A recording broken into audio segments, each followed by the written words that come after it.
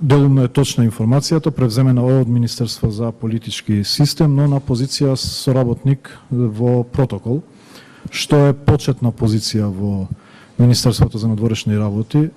Во моментот имаме огласи за 16 нови соработници, кои што е во тек и се разбира сите кои што сакаат да работат во дипломатијата на почетни позиции имаат можност тоа да го направат и тоа е овозможено за сите државјани на Република Северна Македонија кои што ги исполнуваат условите за тоа.